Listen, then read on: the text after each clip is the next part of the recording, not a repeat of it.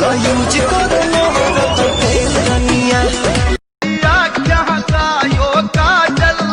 मन करे से गोरी घायल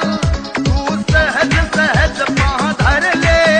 मेरा दिल धड़कावे पायल ओ मन प्रिया क्या लहरा के तू रूबरू आ गई ऐसे लहरा के तू रूबरू आ गई घर करे बेता कहाँ बितवलो ना की रतिया कहाँ बितवलो ना कहाँ बितवलो ना की रतिया कहाँ बितवलो ना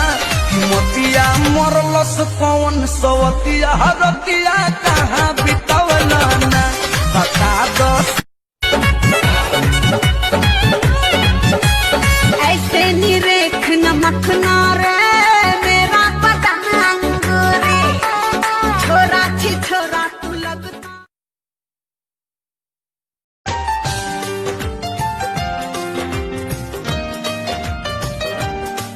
आपके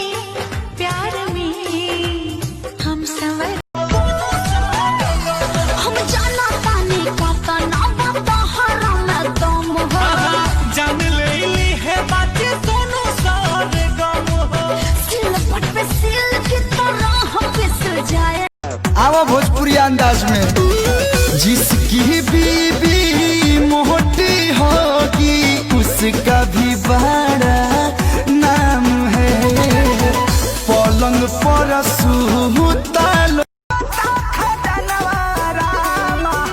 लोइया कटत डाल हिले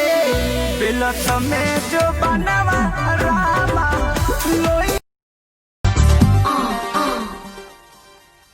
बिंदिया छिपाए रे लाली चुनर ओढ़ के मोद के मुखड़ा अपना निकली अंधेरे में दुनिया के डर से कैसे में चुमा लिया बा कितना में कोरा टंगाई बा टंगाई बा टंगाई बा आई हो दादा हमर डॉलर में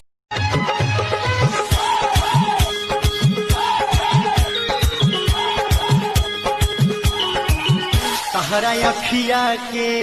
काजल हमार जान ले गए